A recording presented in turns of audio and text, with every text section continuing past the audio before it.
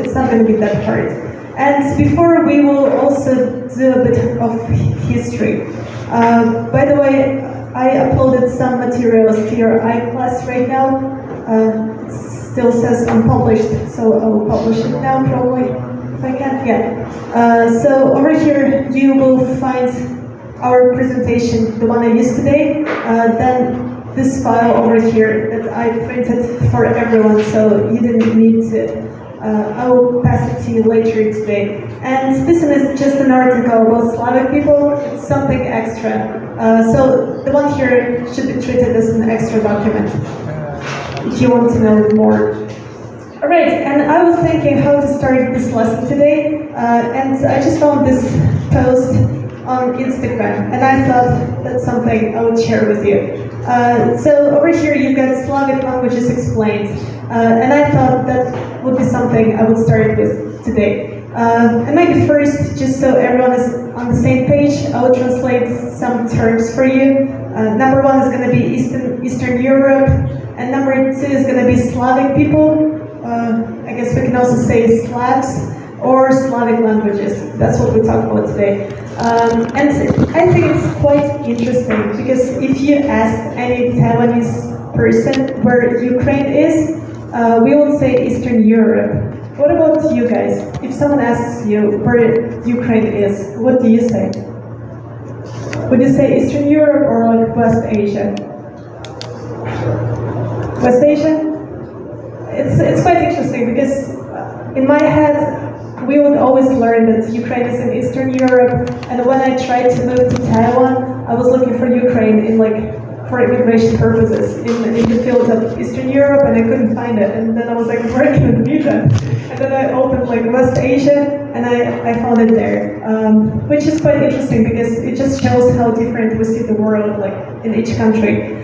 So just to prove that I didn't make it up, for us, all these countries are in Eastern Europe. So we've got Estonia, Latvia, Lithuania, Poland, Czech Republic, Slovakia, Hungary, Slovenia, Croatia, Bosnia, Macedonia, Albania,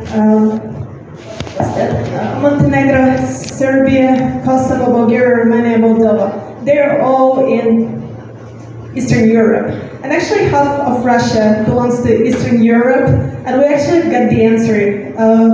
If you ask how you divide Russia and how do you know which part is in Europe and which is in Asia, you just go and find, we call them the Ural Mountains, I believe in English, and everything that is to the west is going to be Europe, so that's the European part of Russia, and everything to the east is going to be Asia. So we say that half of Russia is located in, actually a smaller part, in Eastern Europe, and the rest is Asia. So that's how we see it. And it's not that certain, because nowadays if you ask people from, let's say, Poland, Polish people, where are you from? Are you from Eastern Europe? They would say, no, we're Central Europe. So it's getting more complicated these days. And mostly it's because of the conflict with Russia. And for example, Polish people would think that Russia is in Eastern Europe and they don't want to be associated with Russia. That's why I would say we're not Eastern Europe, we're Central Europe. So just to raise the confusion to you guys. But during this class, we will just stick to Ukraine being the part of Eastern Europe, and we will learn about other Eastern European countries where Slavic people live today. We'll learn about that today. So back to this post on Instagram. Why did I want to show it to you? Because quite often, if someone speaks a Slavic language over here, right, and just to remind you that all of these people speak Slavic languages, all of them. Quite often, here a bit more, please. So quite often someone would come to you and they would be like, hi, are you Russian? Or like, are you speaking Russian? And this could be very concerning these days. So, especially since the war started, I can guarantee that none of these people want to be associated with Russian citizens. So, please don't do so. If you hear that someone speaks the language that is similar to Russian, it's much better to ask what language you're speaking instead of just assuming that everyone speaks Russian. And it happens very often. So, just like here, all these Slavic languages, all these countries that speak Slavic languages, they have very different grammar, phonetics, and even alphabets. So they're definitely not all Russians.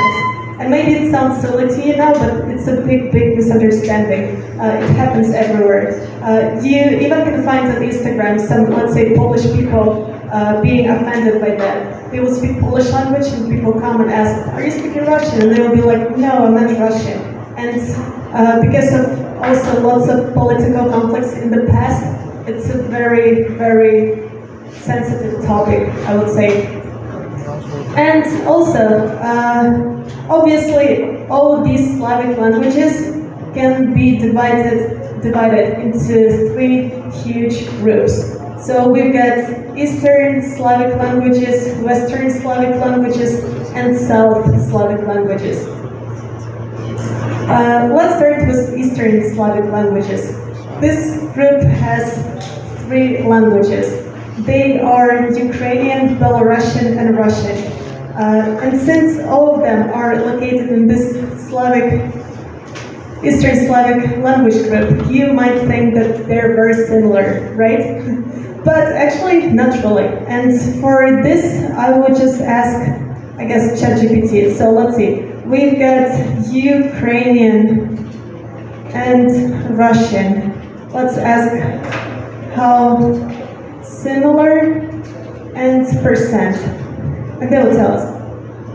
So over here, you can see that Russian and Ukrainian language has 62% of similarity, meaning that we share 62% of, let's say, words. They're kind of similar grammar, like sentence structure, which sounds quite a lot, right? But you'll be surprised that actually it's way less than Portuguese, for example, and French. So if you know anything about French and Portuguese, you would know that they are kind of similar, but not really, right? So like Portuguese people would never understand French people if they didn't learn the language, obviously. So over here you can see that actually Portuguese and French have, how many? 75% of similarity. So actually, Portuguese and French are way more similar than Russian and Ukrainian, which is only 62. So, for example, my dad, who is Russian and lived in Ukraine for 35 years, still doesn't speak any Ukrainian. He says he understands, but I sometimes doubt it. So the languages are not that similar.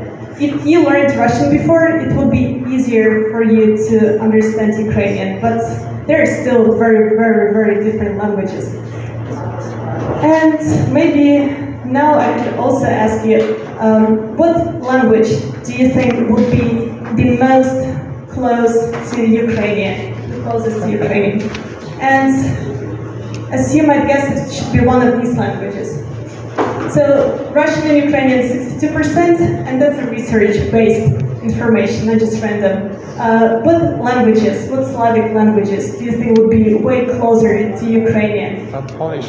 Polish, yes, yes. Actually, the second place, but we have the first place too. Huh? Yes, hold on, Belarusian. So, I'm not sure how to spell it, but that's the country next to us, right?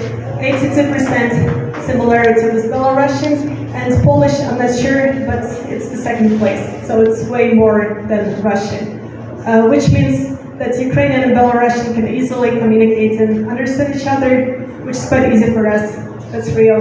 And Ukrainian and Polish people can also communicate way better than Russian and Ukrainian. But at the same time, I will guarantee that every Ukrainian person speaks or understands Russian. So if you go to Ukraine, we all understand Russian, but these days we sometimes choose to not to speak Russian because of political reasons.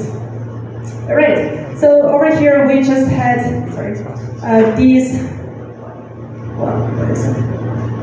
Yes, so Eastern Slavic languages, 3 of them. We've got Ukrainian, Belarusian, and Russian. And funny, they all have the same alphabet, which is Cyrillic alphabet. We'll talk about it later and we'll learn it in maybe like 4 next classes. Then we've got some letters that are just special for these languages. So if you see this letter, it's always going to be Ukrainian language, and this letter over here is going to be Belarusian. And then we've got Western Slavic languages, which are Polish, Slovak, and Czech. Just a fun fact, Polish and Czech people can understand each other perfectly, but Polish people would always say that Czech people sound like kids.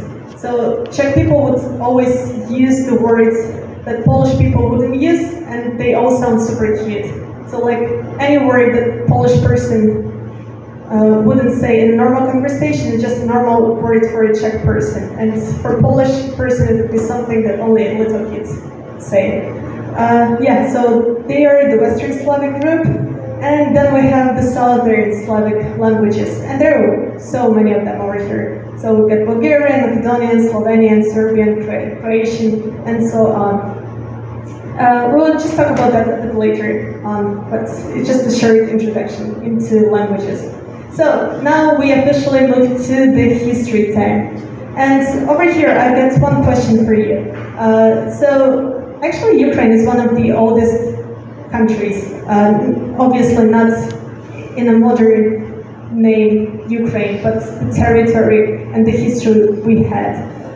So I've got a question for you guys. How far back in history do you think scholars trace the origins of Ukraine? So obviously we don't talk about Ukraine as Ukraine itself, but as an old state. So over here, I wanted you to answer to this question. And for that, I hope it works. I don't quite remember it.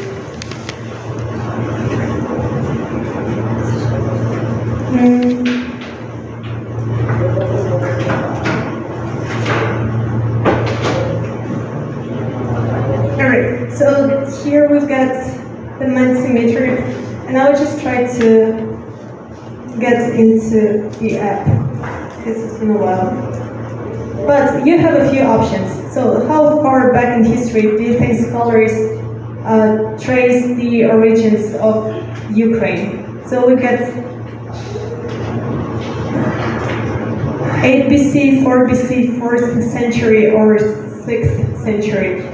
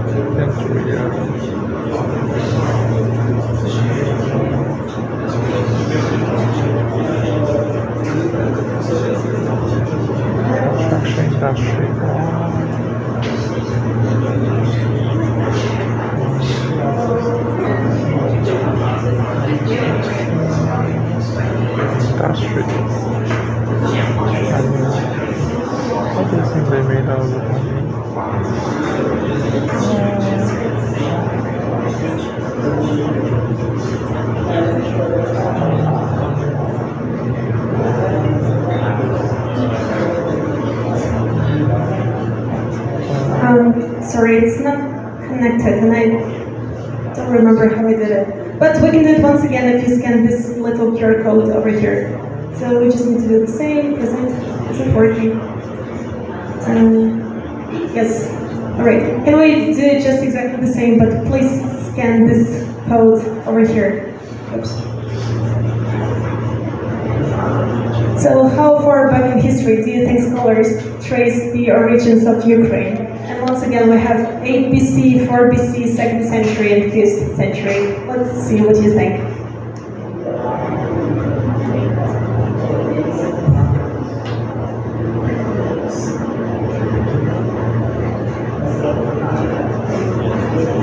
Pretty much how old do you think Ukraine is, or how Ukrainians see that?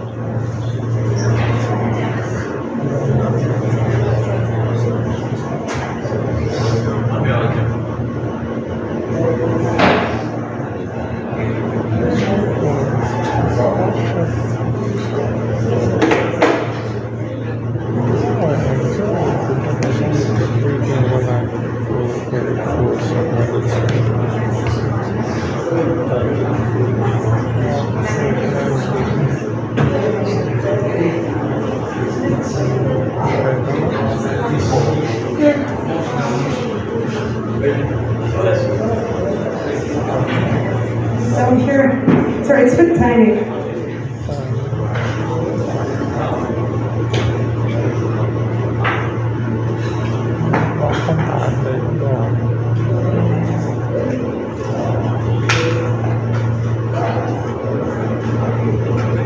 All right, no, not everyone replied yet, but I think we kind of have the winner.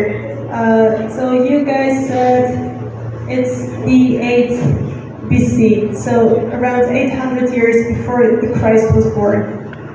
Let's see what the answer is. So, you're right, guys. Those who answered that Ukrainian initially entered the world under a different name around the 8th century BC. So you are right. And obviously, back then it wasn't Ukraine as a name, it's a modern name. But back then it was Scythia, so that's the name. Or in Ukrainian we call it Scythia. It was a state back then, and it's located just where Ukraine is right now. So that's why historians started to do all the archaeological findings around that time, and that was the state of what we say of the origins of modern Ukraine. So obviously, once again, it has nothing to do with modern Ukraine or Russia. It just when we start to count the years from the beginning of Ukraine. Also, one more important thing that is a bit confusing is that since Russia is such a big state and lots of countries were under the oppression of Russia, quite often you could hear that it's all Russian history, or it's all Russian people, or it's all old Russian language, or it's all Russian gods. But actually it has nothing to do with Russia as a modern state. We're talking about the past. So actually it has a lot to do with the Russian emancipation of the whole region and little about Russian history in general.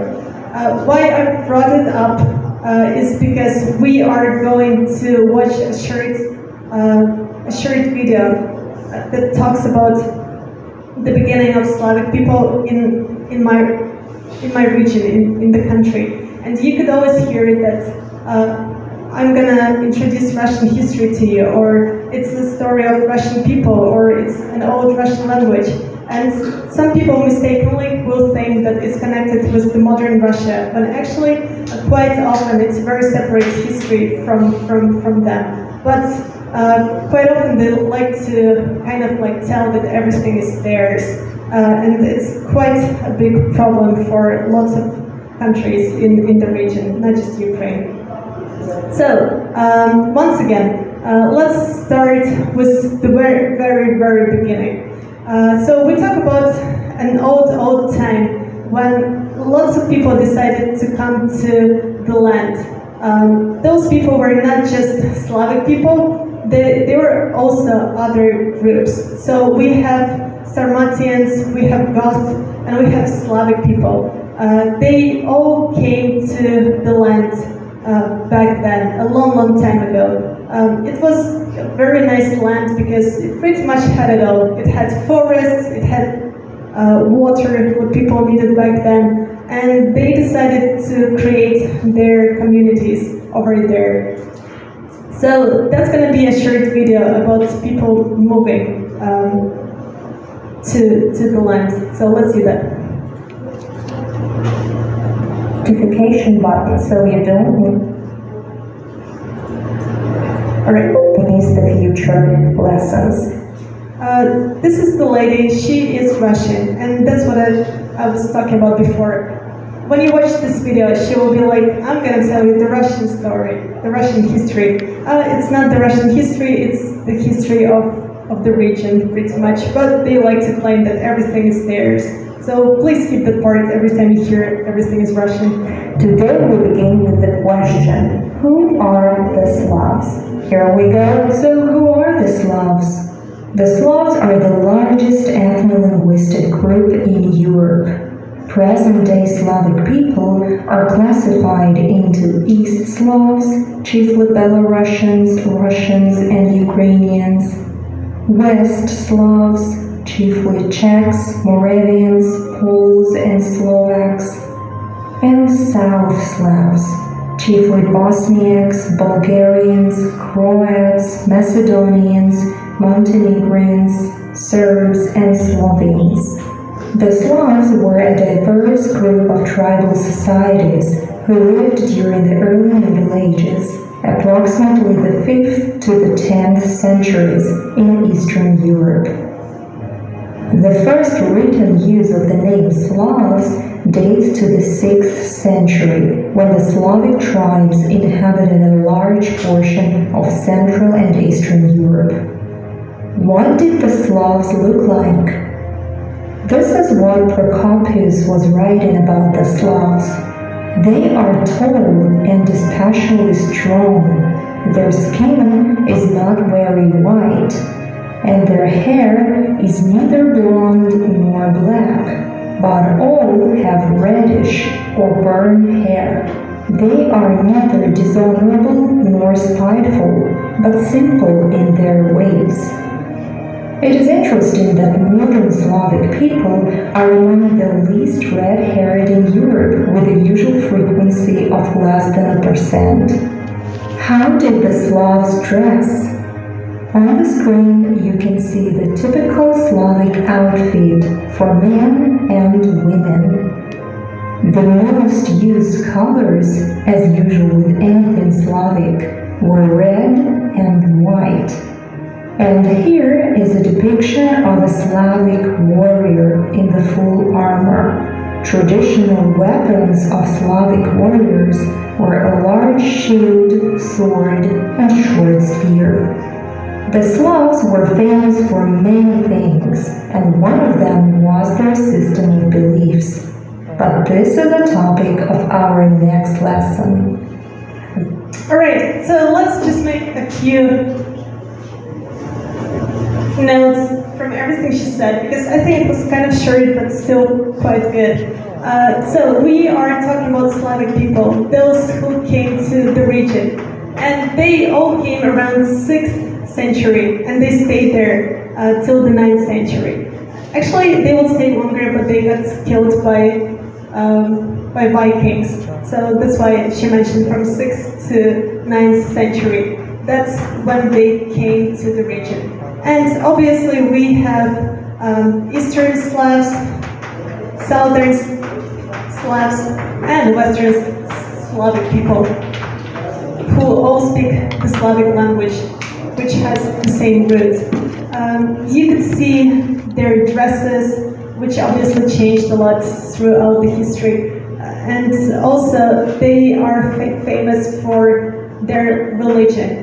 And the religion they had is paganism. It's an English word that means that people believe in the power of nature. So it's not just one god, it's lots of gods, like the gods of thunder, the gods of water, and all of that. So that's the belief they had. And let's just look at Slavic people a bit more. So once again, they came around, they say 5th to 6th century, we don't know for sure. So it was a very nice land, as I said, and Slavic people relocated somewhere from southwest to the modern Eastern Europe territory. And they liked this place also because we have a very nice river, and it's not the only river, we get lots of them, so it was very, very meaningful for people back then. By the way, this is Ukraine, and that's our river, the Dnipro, which is the 4th longest river in Europe, and it's super old, it's around 6 million years old. Quite a nice river, it's also a symbol of Kiev. So when you go to Kiev, we could actually go, let's say, sunbath around the river, we can take a ferry, you can jet ski, you can do lots of stuff at this river. So it's quite a big part of life in the capital, in Kiev. Alright, and then let's talk about Slavic people back then. It was a question, but I guess our QR code doesn't really work, so I would just give the answer immediately. What those people did back then, what were their activities and occupations? Quite interesting. So all these Slavic people would be divided into 2 groups. So the first group, we call them the forest people. And then we also have the field people. And as you can tell, they had different occupations. So some Slavic people have chosen the forest for them to stay and live in, and some people back then have chosen the field to stay and live in. So let's see. Over here we've got some people who have chosen the field. So what did people do? They fish. They also would grow lots of agricultural products for them to eat and consume. And then we have forest people. So those people would usually go and hunt. So they would hunt for deer, they would hunt for bears, and they would mostly look for the food in the forest instead of growing it themselves. Then also people would have some kind of animals living with them even back then. So sheep, cows, horses, that's what people had. And I think this is quite interesting because that's something that both forest people and field people shared in common. At some point they found honey, and Slavic people were in love with honey. They loved it so much, and we're talking about 5th, 6th century, right? And I guess that's the question I have for you. Maybe someone can come up with the answer. What do you think they made out of honey? So just imagine, it's the 6th century, and you find honey in the forest probably. Let's write down the answers here if we can. Can we? Oops, no, we cannot. Maybe I can create one more.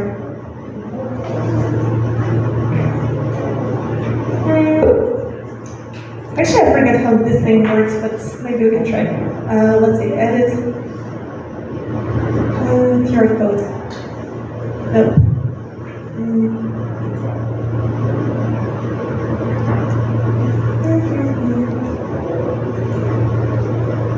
Sorry guys, actually I forgot. I didn't use it for too long. Alright, then I just ask you, old-fashioned, old way, what do you think they made out of honey?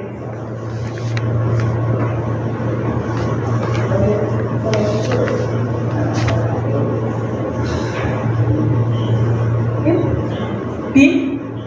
Oh, bees make honey. What about Slavic people? What do Slavic people make out of honey? And we're talking about the 6th century. So they were not eating honey just by itself. They made something out of honey. What do you think it was?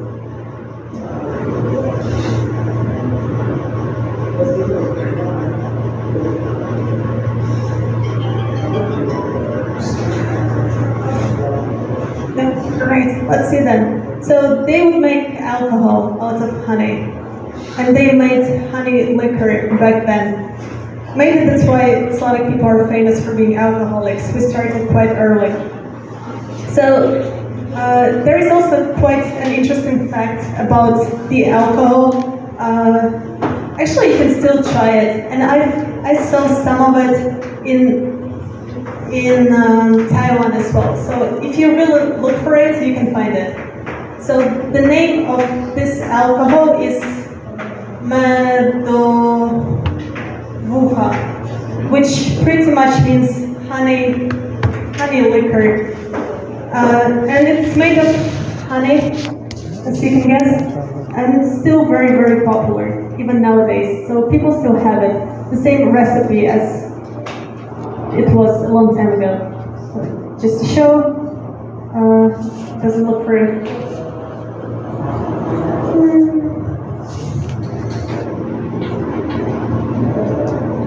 Right, it's here. Made of honey is very, very strong. And so what's interesting is that back then only men could drink madavuha. Women were not allowed to, that's why she looks so angry. And men could drink madavuha only when they became fathers, not before. So it was like a sign of the man becoming the man. And yeah, just a few words before we move to our letters. It's going to be about paganism. Once again, it's the name of the religion that these people believed in. It is very important to talk about that because actually, even if you talk to Ukrainians nowadays, we kind of talk, and lots of our stories and conversations are based on our old traditions, based on our folk traditions and paganism. So once again, paganism is a belief of people in all different gods of nature. So for example, we had the god of the sun, the god of the thunder, the god of fire, the god of creation. And if people wanted to have, let's say, a nicer weather, they would go and pray to one of these gods. And there was also the god of fertility. She was the same god of love. So there were lots of customs, lots of dances, lots of songs to connect with those gods. And also quite interesting, back then people believed in lots and lots of spirits. So they were not just gods, but they were also spirits that lived around us. And I think it's one of my favorite topics, so we'll cover it a bit more during the next class. But people back then would believe in mermaids, or they believed that there is a spirit that lives in the forest, and maybe he will kidnap you, so you need to be very nice to him, or you need to talk to him in a good way, so you stay alive. And it's kind of interesting that these days there are some people who still follow those traditions. So not everyone believes in that, but it's really rooted in us. So even if you don't believe it, you would read about that all the time in our old books and so on. So this culture is staying with us even nowadays. And now let's listen to the same lady. This time she's gonna be talking about paganism. So let's see what she has to say about the religion. Slavic myth. To lesson number 2 of my History of Russia course. Today we speak about the Slavic mythology. Slavic paganism, or Slavic religion, defined the religious beliefs and ritual practices of the Slavs before the formal Christianization in 988. Sorry, I just stopped. I think this one is quite confusing if you don't know what's going on. Does anyone know what's happening here? Yeah, they do swim. Do you know why they swim? Baptize. I feel like someone saying something, but I don't quite hear. So, if you are in Ukraine, all the teachers will ask you to remember this year. This year is the most important year for us, kind of, we say. Because back then, people in Kiev, in Ukraine, in the capital of Ukraine nowadays, Kiev, they stopped believing in paganism, in nature gods, and they all took Christianity. So, as you know, to become a Christian, quite often when you get baptized, you get into the water, right?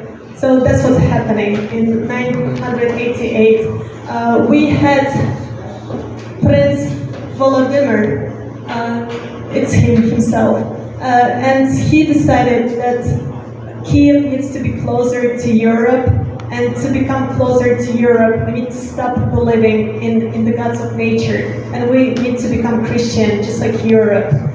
So he said that everyone who lives in Kiev needs to come to the river Dnipro, the same river I mentioned previously, and they need to get into this water to become baptized, to become Christians. So once again, year 988 is very important for our history because that's the year when people, Slavic people, stopped believing in the gods of nature. They all became Christians that year, that day. And it was the decision of the prince due to political reasons pretty much. Alright, so let's keep going. 988. Unfortunately, there is not much information left about this part of the Slavic culture, and there is still room for controversy among the scholars in this area. In today's lesson, I will cover the Slavic religion the way Russian children study it at school. There were dozens of deities. So this huge map that she's showing is just like a map of all the gods. So over here you have everyone, the gods of thunder, the gods of fertility, all of them. And that's the line. So everyone above are the gods, like proper gods that you pray for, and everyone here below are the spirits. So they're not really gods, but they live among us, and you need to interact with them so they don't bring any harm. Once again, it could be something like the forest girl, kind of the ghost that lives in your house, or like the mermaid, and you just live with them, so they're among the people back then believed. Let's mention some of the most important ones. The supreme god was called Rud. This was the god of the universe and of all other gods, the creator of all things in the world, and the ruler of all the deities. Another important god was Svarog. The name literally means heaven. He was associated with military, smithery, and sometimes with fire, Огнебог. Literally, this name means God of Fire. One of the most well-known Slavic gods was Perun. Perun means thunder, and he was the son of Svarog, worshipped as the god of war. He is related to Thor and other Indo-European thunder gods. Perun was first associated with weapons made of stone and later with those of metal. Dashbog is the sun god, winner of darkness. He changes from a young man to an old man as he travels through the sky. Dashbog has two beautiful daughters accompanying him, the two so-called Zvezda, morning star and evening star. Mokosh or Makosh was the mother goddess personifying the wet earth, associated with female labor and harvest. Her name literally means wetness, moist. and she is also known by the title Мать сыра земля, damp Mother Earth. Veles was a master of the forest and of wild animals, and surprisingly, the god of commerce. He was also the god of poetic inspiration and sight, as highlighted by his name, which comes from the Indo-European root vel, which implies sight and magical abilities. The famous Book of Veles is dedicated to him. The Slavs developed numerous cults around natural objects, such as springs, trees, or stones, out of respect for the spirit within. Here are some of the deities of waters, woods, and fields. Bereginya is a tutelary deity of waters and river banks. In modern Ukrainian native faith, she has been heightened to the status of a national goddess, protectress of the earth. Alright, and these are going to be spirits, so we will talk about them a bit later, next class, because they're actually way more fun to talk about, I believe.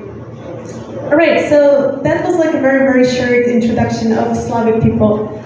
It might be a bit confusing, but there are a few moments I want you to remember. So maybe we can write them down as well. So first of all, if we learn Ukrainian culture from Ukrainian perspective, we talk about Slavic people who live in Eastern Europe. So as you can see, there were lots of countries in Eastern Europe, and Ukraine is one of them, according to us. Then we divide Slavic people into Eastern Slavic people, so Eastern Slavs. Then we have Western Slavs and Southern Slavs. And they all speak Slavic languages. So actually it was one language back then, which is known as Old Rus language, and then it got separated and people got their own languages pretty much, like Polish, Russian, Ukrainian, and so on. Then what else we need to know? That they came to the territory around 5th and 6th century. That's when they moved from southwest to the modern territory.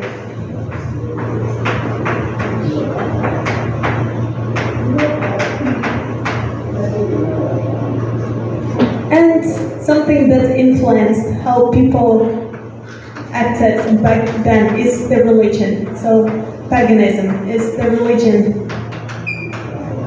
When people believed in gods of nature / spirits. Alright, so that's something I hope you remember after this short introduction. So once again, Slavic people who live in Eastern Europe moved to the modern area as we know right now, around 5th, 6th century. And then we divide Slavic people into Eastern Slavs, Belarusians, Ukrainians and Russians, Western Slavs, Polish, Czech Republic people, and Slovakian people, and Southern Slavs, the biggest group, which has Macedonians, Bulgarians, Montenegrins, and so on. And paganism was very, very huge, the main religion back then. So that was a very, very short introduction, as you can tell. If you want to know a bit more on Slavic people and paganism, you can read the article that I uploaded to iClass. But this one is not obligatory, it's only if you want to know more. It's already on iClass. If you feel like this information is enough for you, then you're free to stop here. So that's pretty much the end of our short history on Slavic people. The next class today is going to be on letters. So I want to ask for some help to pass these worksheets back, okay? So.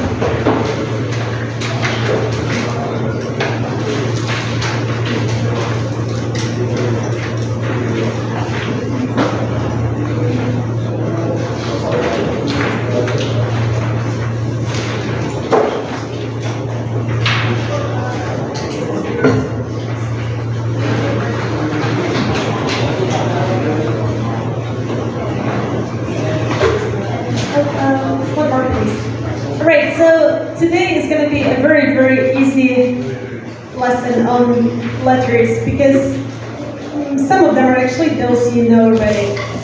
And before we have a break time, thank you. I just wanted to show the whole Ukrainian alphabet, which consists of 34 letters. And I wanted to just bring a few details too. So, first of all, these letters that you are going to learn are called Cyrillic letters. So, it's not Latin, right? It's Cyrillic alphabet.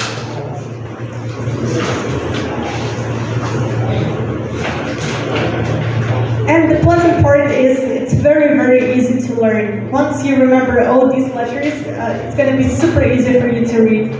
Just believe me, you'll see soon. So, why is it called Cyrillic alphabet, by the way?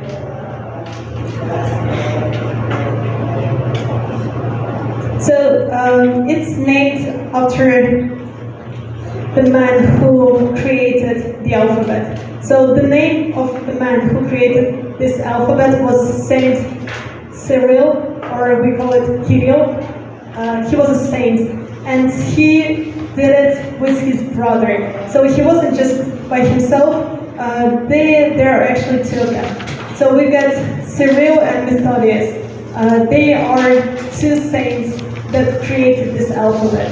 As you might know, back in time, it's usually the people who were associated with the church who created the alphabets because they had to write the knowledge from the gods, right? So these two did exactly the same. They created the alphabet.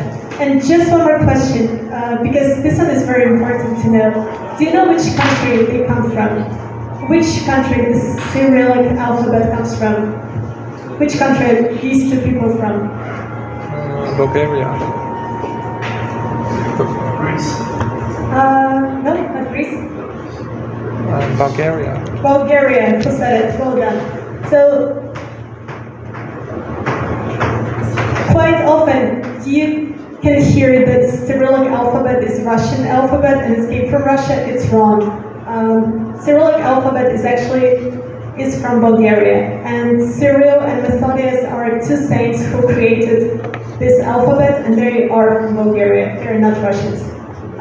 If you don't know what Bulgaria is, it's a small country next to Romania. So that's the country. All right, it's all for today, and not for today, just for this part of the lesson. See you in 10 minutes. See you soon.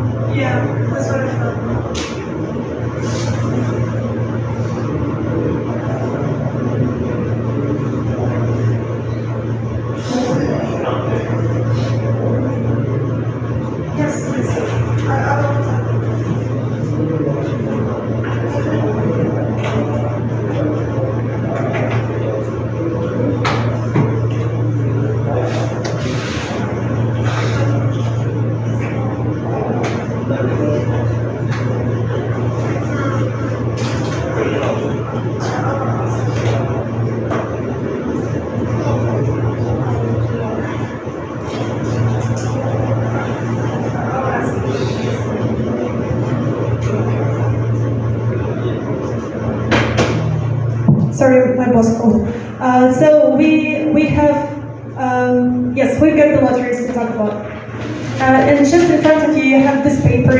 And today it's going to be very easy at first and maybe a bit confusing later. Because we are talking about the letters that look exactly the same as English letters. But the first group, real friends, they sound the same and they look the same, so we like them. And the second group, they look the same as English letters, but they actually sound different. That's why we call them false friends. So let's start with something pleasant. We start with our real friends. So I call them real friends because they look just like English and they also sound like English. So it's going to be very easy. 5 letters. Over here. Sorry, wrong direction. Okay, so let's take a look. We've got the first letter over here, and just repeat after me. This letter is letter A. And maybe to make it a bit more clear, you can write down this information next to the letter. So it's just like A in father. So it's an open A sound. A. And then you could see 2 letters nearby. So actually in Ukrainian, we still use two ways of writing. We have printed letters and we have cursive. In English, I believe, at least in America, they stopped teaching cursive. But for us, that's how we write.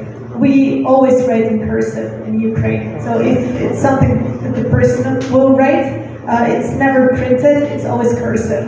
That's why you kind of need to know that they both exist. If it's hard for you to learn two systems at the same time, but I believe you've learned so many characters, so it shouldn't be that hard. You can focus only on printed letters, and then you just need to know that the other one exists, and sometimes it looks a bit different. So let's see. The first letter is A, as I said, and we will write down A in cursive as well. So you can try to write down A, just like English. I don't think you need any other explanation. And then we also have cursive. So in cursive, it's going to look something like that. And you can follow these little steps. So you can go line by line. Maybe just one more thing I need to mention is that usually if it's cursive, it's tilted. So when we write, we don't do it straight. We tend to tilt the letters a bit. So it should be under some degree. What I mean, we usually don't write this. but it can be a personal preference. If you go to school, they will teach you to tilt the letters. So that's why let's try it, and let's write down a bit tilted. And just in case you need a video representation on a bigger screen, it's just here. So we've got a printed and a in cursive. Okay, we've got a. Let's move to the second letter. Maybe you can help me. What's the second letter? K. Nice. Okay, so let's do K like in kitten, for example. So let's say again, K. The only difference with English, as you can see, is that the big one looks just like English, but the small one doesn't have a long line, just a short line. So that's the only difference. That sounds the same. Let's say again, K. Right? And then if you want to write it in cursive, you just need to tilt it a bit, and we like to add some extra details. So you can try to copy what you see on the right side. Oh, by the way, I hope everyone writes, because after this class, you're going to take a picture of this worksheet, and you need to send it to me to Teams, and I will just check your writing. So please, everyone, write. And just once again, let's see how letter K looks.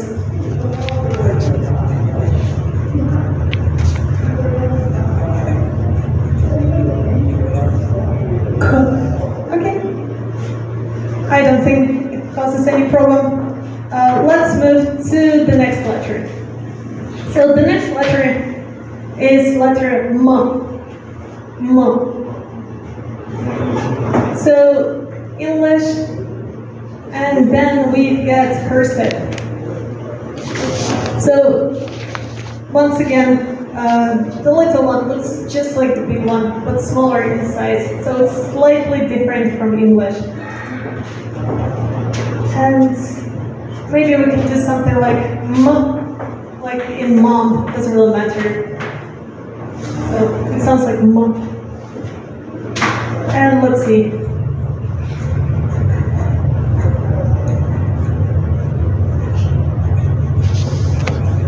M. Alright, so maybe let's just read these three letters that are very easy together. We start with A. K. M. Nice. And I would say the biggest difference is that when English native speakers or like anyone who speaks English would make it a bit more with voice, more with like right? We just add extra voice to that, so we just go for it. We say M, K. So we don't make it silent as English people would do. We just add all the voice into it. Like for example, for English, but for us it's going to be T. So we add as much voice as we can to those letters. Okay, let's move to the next letter. So the one here, let's say it's letter O. So maybe we can do O like in orange, for example. O. So that's our letter O. I don't think you need any tutorial. Just don't forget to tilt it a bit when you do cursive. That's all.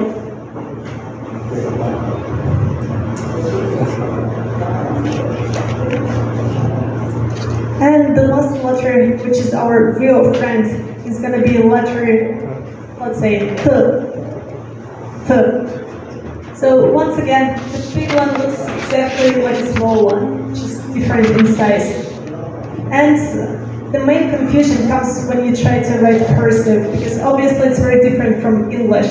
So this is our T in cursive, and this is our T in cursive, which unfortunately looks like M, so it's a bit confusing. So once again, we have printed letters that you usually find in textbooks, and then we got cursive letters. They're those that people would write in. So Ukrainians would only write using these letters, and we never do print it when we write with our hand. Alright, and let's just check how we write O.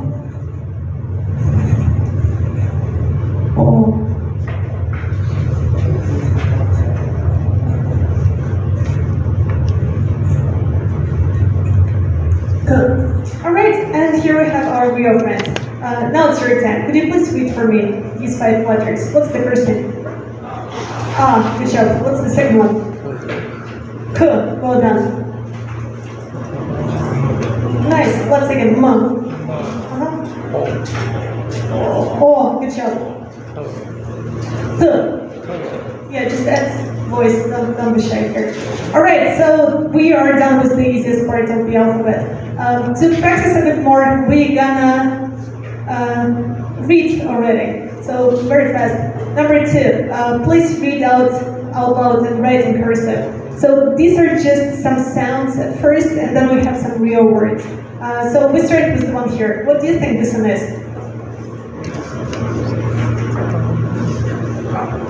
So you have k, you have a, and together it is. Okay, once again, ka.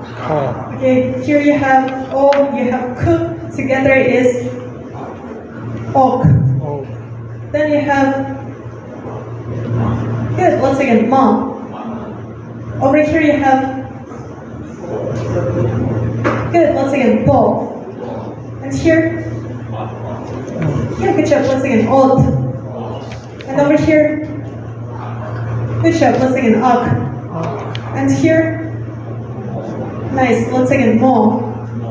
And here, good job, once again, om. Here I have the name of the boy. Good job, so you have the, om, tom. And then you have mother. How do you say mother in Ukrainian? Mama. Yeah, good, once again, mama. And then you have father in Ukrainian. Papa.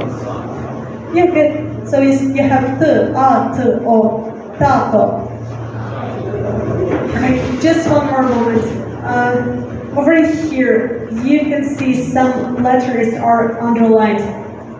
It just means they are stressed. So usually, if you see a textbook, they would put the stress above the letter. So it just means the letter needs to be stressed. We don't say mama, we say mama. So it's a stressed letter. And when I write a document, I usually just underline it. It just means that this vowel is stressed. You got it, right? Just like in English, usually they would put it somewhere here before, but for us it's on the letter, or I underline it, so father instead of father, or something. Okay, so we have mama, tata, and this is the volume. How do you say volume? Yeah, good, once again, tom. And then this word is yes. How do you say yes in Ukrainian? Good, once again, tak. And the one here is poppy. How do you say poppy? It's like poppy, like a flower. Once again, mug. And maybe just like a little cultural food moment. So, poppy. So in Ukraine, the poppy pastry is very, very popular. And I'm not sure about you, but I had some Taiwanese friends who would be surprised because they would think that poppy is like a drug. But if you use the seeds of the poppy flower, it has no effects, no drug effects, so you can easily make the pastry, and it's a very popular pastry in Ukraine. At the same time, I feel like, I'm not sure, I don't know how it works. I feel like if you want to make the drug, you need to use the stem of the flower, not the seed. I might be wrong, I'm not a specialist. But you can find these flowers all around Ukraine. They're just everywhere you go. And we use the seeds to make the pastry. Quite delicious. If you have a chance, please try. Don't be scared, it doesn't have any effects on you, it's just a normal pastry. Alright, that's a little pause and let's continue. So, where did we stop? We had to write something, I believe. Where is it?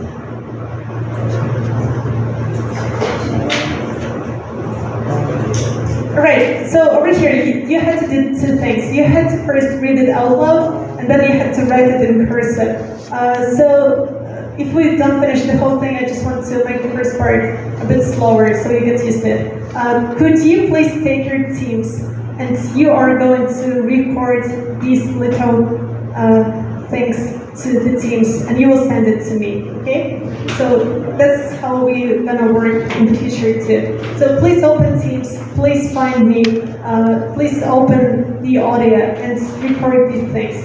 And we can just practice one more time before you record, okay? Let's go. Ka, ok, ma, to, od, ak, mon, tom, mama, tato, tom, tak, mak.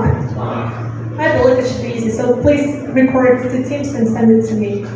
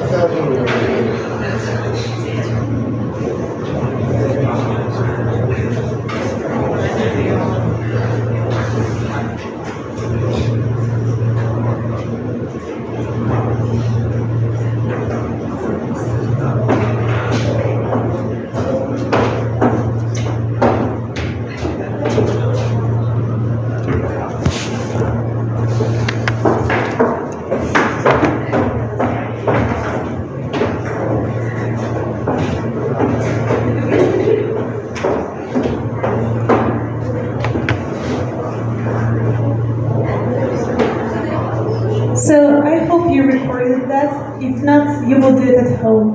But if you do it during the class, you just don't have too much homework, which is nicer. And the second part of this exercise, as you can see, you need to write down in cursive. So please just copy what you see above and don't forget to tilt. Also, we like to connect the letters, but you just can write them a bit like separately, it's also fine. And that's what you do now. You just need to see these letters and try to write them in cursive nearby. That's all. So not too hard, just see that some are big letters and some are small. That's all. If you have any questions, you can stop me. I'll go walking around.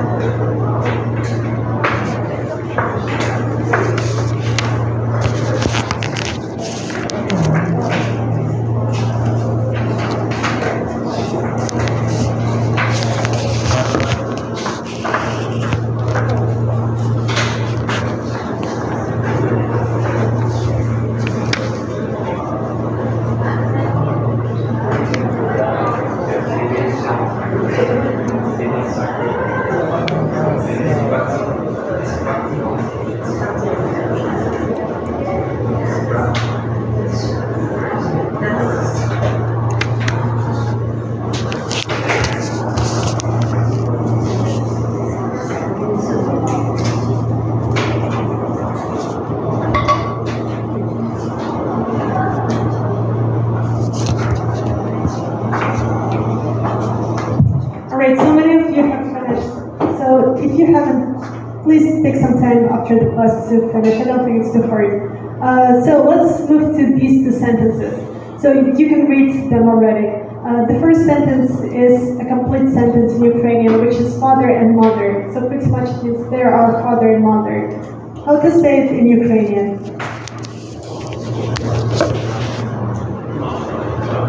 Yeah, good. Once again, tato. Ta, mama, which means there are father and mother. So ta is aunt in Ukrainian. And you can write it down too. So father and mother. You have some space, you can write it down in cursive. And the second one is very easy, and it means mom is over there. Mom is there.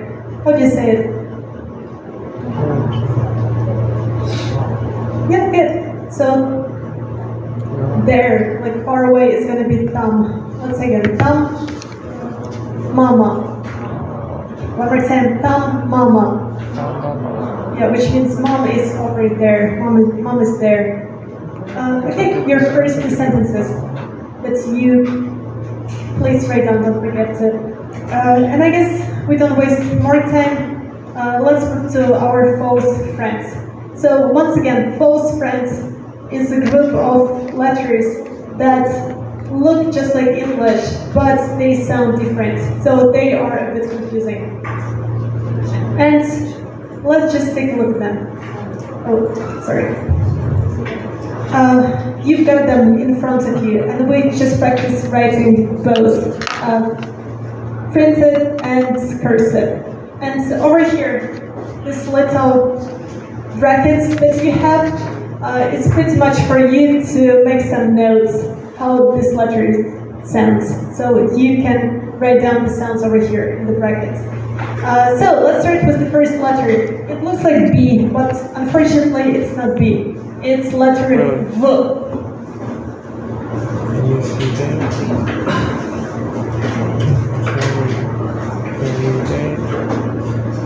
So we've got it here. Once again, the big one looks just like a small one, and it's it's not B, it's V. So we can write down V like in van, for example. And let's say again, V. And if you want to do cursive, you just follow the steps, but that's pretty much it. You just tilt a bit and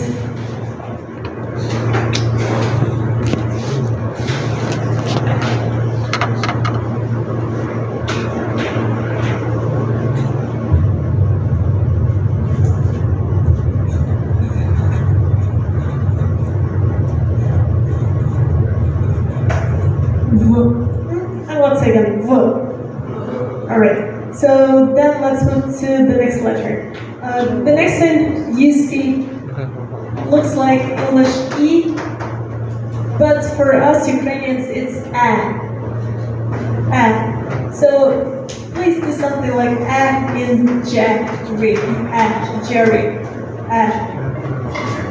So it's like shirt. E sound in English.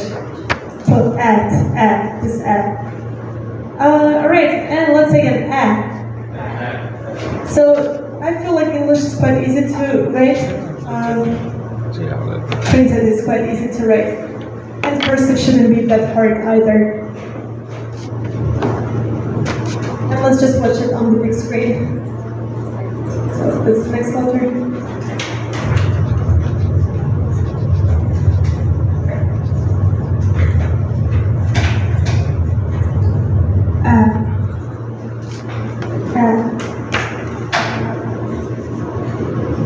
Oh, and I forgot because you've got some little phrases over here. So we've got V, we have A, and let's practice a bit. What's the first? What is it called? Like two letters together, I forget. What's the first thing? Good, once again, Va. What's the second one? Yeah, let's say of. And this one is good, let's again vo. And then nice, let's again of. And then you have good job, let's again vad. And then you have coffee. What do you say coffee in Ukrainian? Coffee. Yeah, good job. K a v a kava. And the car is gonna be yeah, good job. A-v-t-o. Let's say avto. So maybe if you ever have any difficulty, please just think what these letters are in Latin and just say them out. So it's going to be easier. So for example, number one is just v-a, and you combine them. That's how kids read in Ukrainian. So let's say it va. Then the second one is just of. And then we have, let's say, vo. And then we have av. And then vat. After that, let's say, kava. And the last one, avto. So if you feel like it's a bit hard for you to do it now, just think what the Latin letters are. And then if you write them down somewhere below, it can be like a trick for you to make it a bit easier now. So that was letter V, and let's do letter A. So number one is going to be V, A, which means, yeah, let's say again, V. The second one is, let's say again, F. And then you have, good, let's say again, T. And then you have, yeah, K, A, let's say K. And then you have, nice. Let's say again, man. And then, good job, let's say am. And then you have, good job, let's say ad. And the last one, good job, let's say ag. Alright, so now you read and I'll write down in Latin. So we start with number one. What's the first thing?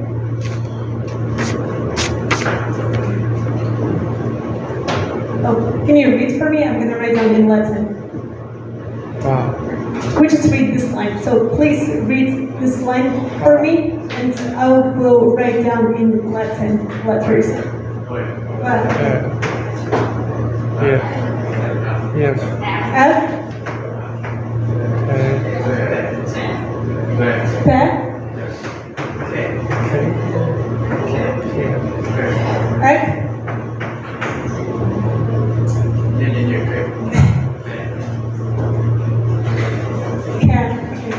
And then? Man. Okay. Sorry. And then? And. Okay. At. Okay. And the lesson is? At. Okay. I hope it worked. So these are our V and A. And we move to the next letter. Maybe it's only 2 more for today, and we'll finish the rest next class. So over here, you see something that looks like H, but it's not H. In Ukrainian, as you can guess, it's letter N. N. And in English, you try to make it less pronounced, right? It's more like N sound. Here, you just go all for it. So let's say again, N.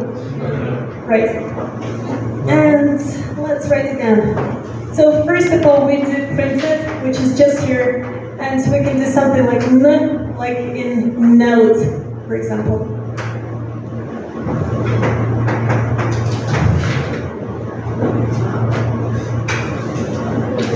And if you want to do cursive, it looks a bit complicated, but if you start doing the lines, you just get there at some point. So this is N. And actually there are a few options. So you can see some people writing something like this. So it's just a preference.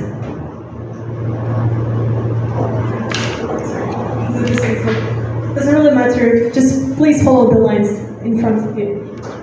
And the small one is something like this.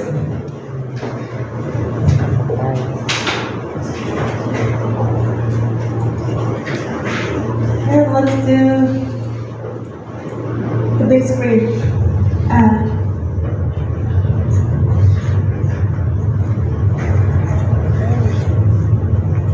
No. So that's your letter N. Please write it down, take a picture later, so I'll check for you. And we have a few letters over here to read. So let's start with the first name. Good job, once again, no. Then you have, good job, once again, on. Then you have, good job, once again, on. Let's do one more. No, ah. Not like father, we open up. So once again, na. Then you have, good job, na. And then you have, an. And the last one is, good, once again, netto. It's like brutto, netto, just the sizing of some things in the box. Okay, one more time, let's go. No, on, na, and netto. Alright, so we move to the next letter. And maybe you would think it's the hardest letter today. So it looks like P, but it's not P. It's our letter R. So let's write it first. We have something like this.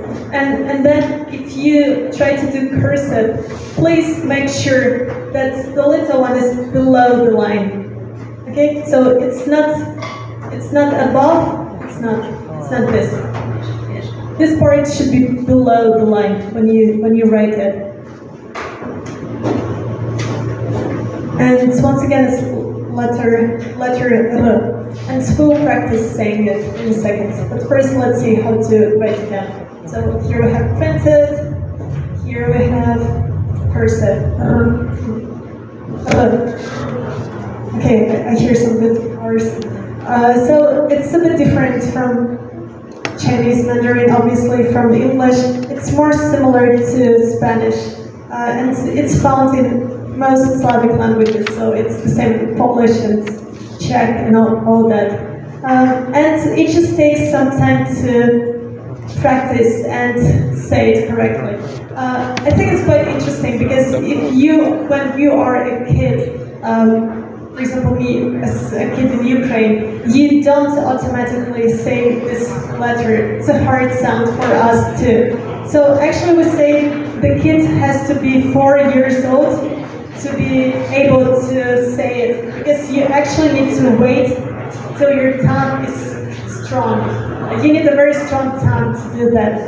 So if you are older and you still cannot say the sounds, they will take you to a special doctor, like the one that kind of like make you say the sounds, and you will do lots of exercises just to make your tongue stronger. So the secret is just to have a very strong tongue. It cannot be loose. It needs to be strong.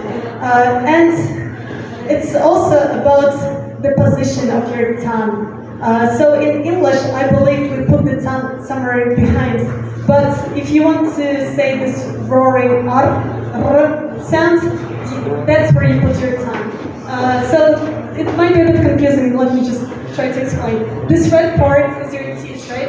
And just behind your teeth, you have like a little small hill. Can you feel it with your tongue? It goes like just behind your teeth. There is something like a little hill. So that's where your tongue should be. They also teach the native speakers to kind of say the word through, because that's the right position of your tongue, especially if you are a native speaker. So you should go from and that's where your tongue should be. So if you try to say this word in English and you just go very, very slowly, you will feel where the tongue should be. So it's like from and it's just there. And then there is no other trick. You just try to make your tongue strong and you just try to vibrate it over there because it needs to vibrate. So there is also one more trick. It's way easier to add some extra letters at first in front of this R sound. So for example, you can try to say and then you separate from R, and that's where you get it. So let's just try, okay? We go with this word first, the word that sound. Everyone, let's say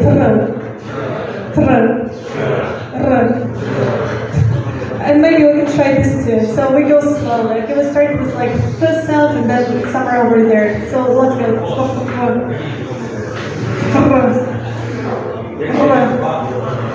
Yes.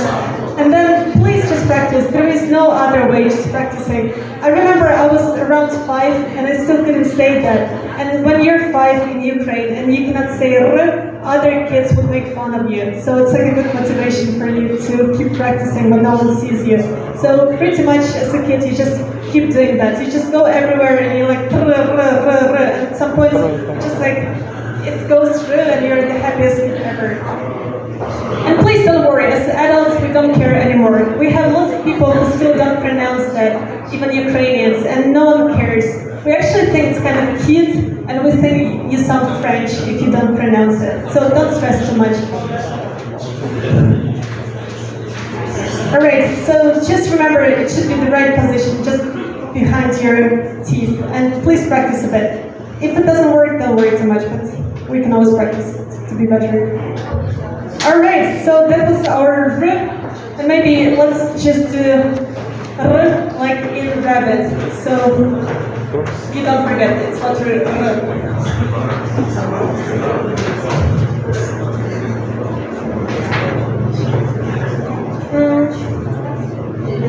Alright, we're almost done. Let's just read these words below. So once again, it's R, a bit hard, right? But let's just do our best. Let's go. Ra. Ra, Ro, Ar, Er, Or. Okay, this is for you. This word is the wound. So if it hurts, okay, let's again. So it's R, An, A, Rana. Okay, the next is gonna be like roar. Good job. Once again, Ra. The one here is the mouth. Bro. Yeah, good job. Let's say rod. Bro. This one is the kind of a crab. Rak. Let's say rak. Rak. This one is yeah, that's a stamp. Not a stamp, sorry. Yeah, a stamp, like the one you would put on your letter. Let's again, marka. And this one is the gate. Yeah, and we don't change like in Russian, so it's v, o, r, o, ta. Yeah, let's again. Vorota. Okay, so this time please repeat after me and then you read for me and I'll write down in Latin. Okay, let's go. Ra. Re. Ro. Ar. Er. Or. Rana. Rev. Rod. Rak. Marka. Vorota. Now it's your turn. Could you please read for me? I will write it down.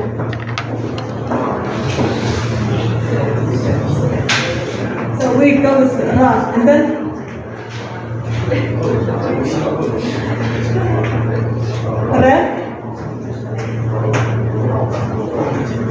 Ro, okay, and then Ar, Er, Or, Ra,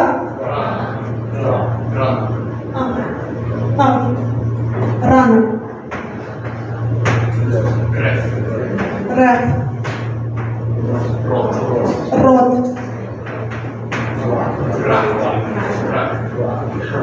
Rak,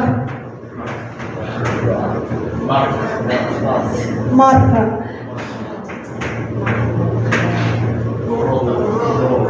Vorota. That's it? Oh yeah, okay. So if you hear someone is way faster than you, for example, please don't worry, you will get there. It's not that hard. Especially in Ukrainian, you just read what you see. It never changes. So once you know the letters, you just try to say each letter out loud, and then you combine the letters and you can read. There are no tricks like in French or Russian. It's pretty much straightforward. You read what you see. So not too bad. We still have 7 minutes, and you could record that, but I think maybe we can keep recording for now. It will be our review for the next class. Let's just do these phrases. You know some of the phrases already. Let's move to number 5. We do hi. Do you remember how to say hi in Ukrainian? Good job. Once again, привіт. Then we can do what's your name. You know this one too. Good. Once again, як тебе звати? And maybe we can do some stresses because I feel like they're missing. So number 1 is going to be привіт. So the stress is here. So maybe you can put it because it's missing and it's quite important. So the second one is як тебе звати? So it's like, what's your name? We had it last time. And then you have my name is. What do you say? Yeah, good job. Once again, мене звати. And let's learn one more phrase, which would be how are you? How are you? And in Ukrainian, you cannot read yet, but just please see the Latin, okay? So the word is going to be як справи. Yeah, which means how are you? You can ask your friend, your teacher, whoever. Let's ask again. Jak sprawy? And in Ukrainian, we usually go the intonation up a bit. So if it's a question, we just go up a bit. But it's not as crucial as in English, I feel like. In English, they always be like, please raise it up. Ukrainian language is kind of like boo, boo, boo, boo. So you just go a bit up, but it's not like you go the intonation up all the way. So let's say once again, how are you? It's going to be jak sprawy. And then you can say that everything's good. You say, yeah, good. Let's again, dobre. So dobre means it's good. So let's practice again. I'll ask you, how are you? And you're going to say, you're good. Okay? Dobre. So my question is, jak sprawy? And you say, good. Once again, dobre. All right. And if you feel bad today, I hope not, that's something you can say. Let's say, pogano. Yeah, which means I'm not okay. Yeah, once again, pogano. And the last word is something you know already. How do you say goodbye in Ukrainian? Good job. Once again, бувай. Okay. And maybe let's just read all of them one more time and we'll say goodbye. Okay? Привіт. Як тебе звати? Мене звати. And then how are you is going to be як справи? Then please don't forget to put the stress. Okay? If you're good, you say добре. If you're bad, you say погано. And if you want to say goodbye, you say yeah. Let's say again, бувай. Okay, nice job everyone. Oh, and sorry, just one more thing. Let's see who's here today for I class.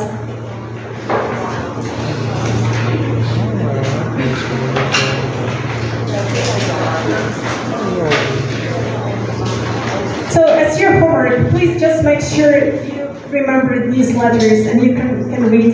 I will upload the audio. I actually have the audio for everything, so you can listen at home again. So your homework is pretty much just to review the letters. That's all. And only this page, the one with it. Oh, and sorry, one more thing. Could you please take a picture of this page and send it to me? I will check for you. Okay? So please send to Teams. And that's all. So thank you. Goodbye.